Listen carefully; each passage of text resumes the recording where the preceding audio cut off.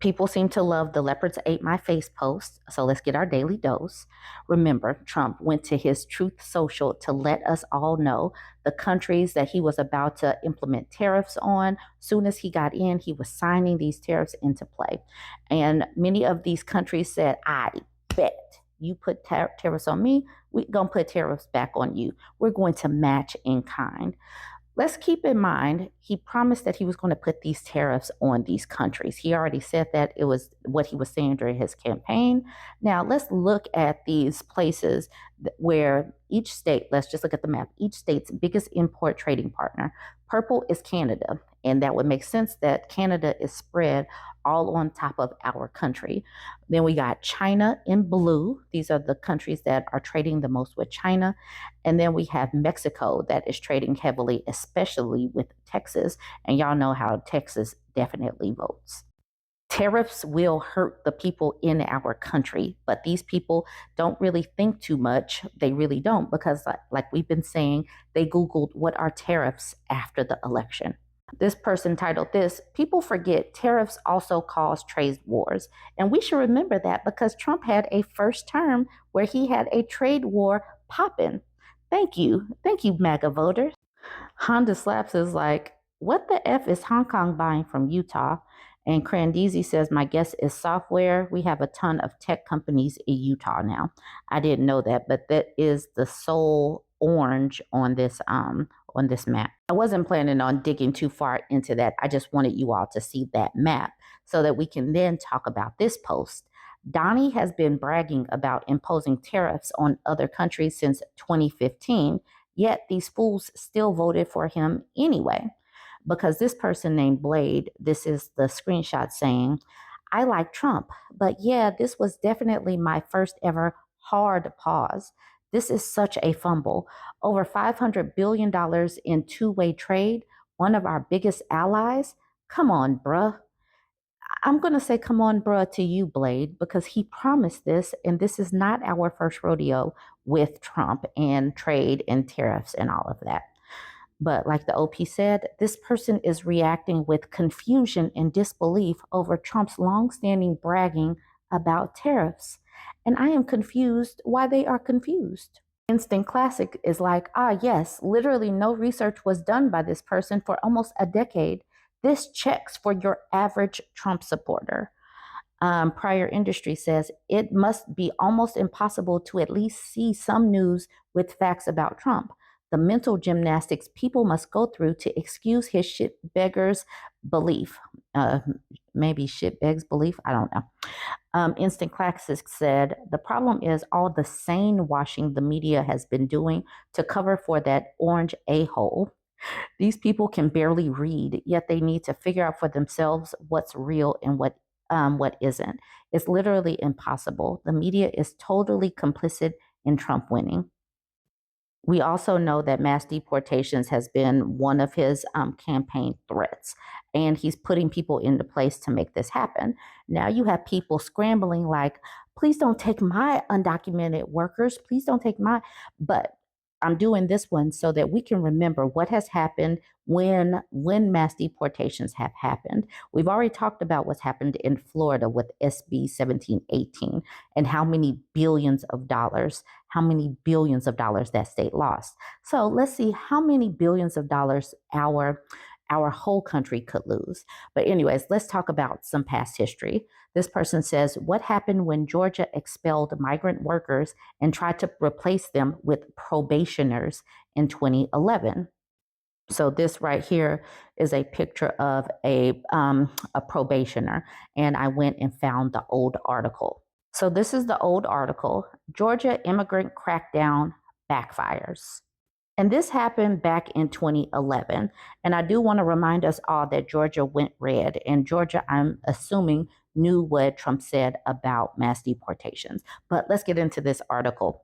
Georgia Governor Nathan Deal's program to replace fleeing migrant farm workers with probationers backfired when some of the convicted criminals started walking off their jobs because field work was too strenuous. And the state's farms could lose up to $1 billion if crops continue to go unpicked and rot, the president of Georgia Agribusiness Council warned. In a story datelined Leslie in rural South Georgia, the Associated Press writes of convicts calling it quits at 3:25, more than 2.5 hours before the crew of Mexicans and Guatemalans they replaced. Those guys weren't out there 30 minutes, and they got their buckets and just threw them in the air and say, bonk this. I ain't with this. I can't do this, said Jermond Powell, a 33-year-old probationer working at the farm in Leslie. They just left, took off across the field walking. Georgia, which passed an Arizona-style immigration bill in April that is due to take effect next month, has seen thousands of undocumented immigrants flee the state. A state survey released last week found that 11,080 vacant positions on state farms that needed to be filled to avoid losing crops. At the same time as the survey's release, Deal, a first-time Republican, announced a program to link the state's 100,000 probationers with farmers looking to fill positions, the vast majority of which pays less than $15 an hour.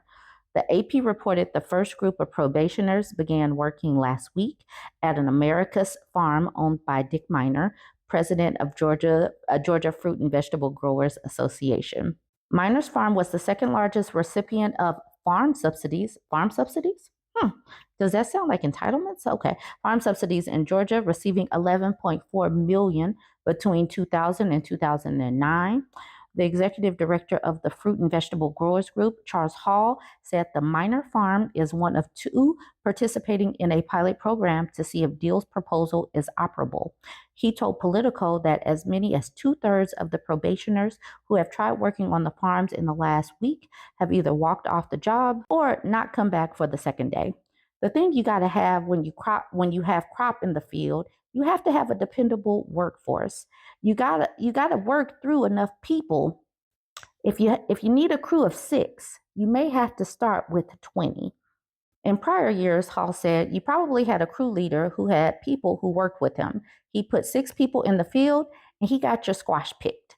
Brian Tolar, president of the Georgia Agribusiness Council, said they had already lost $300 million and could lose up to $1 billion if it does not get access to a reliable workforce. And that's with 11,000. That's with 11,000 people fleeing. 11,000. Trump is looking to send millions away. So keep that in mind and how that will scale and how that would translate into dollars right now. It says people come out and they have an idea of what they're going to be doing. As soon as they start doing it and they find out it's more difficult and more work required than they anticipated, they leave.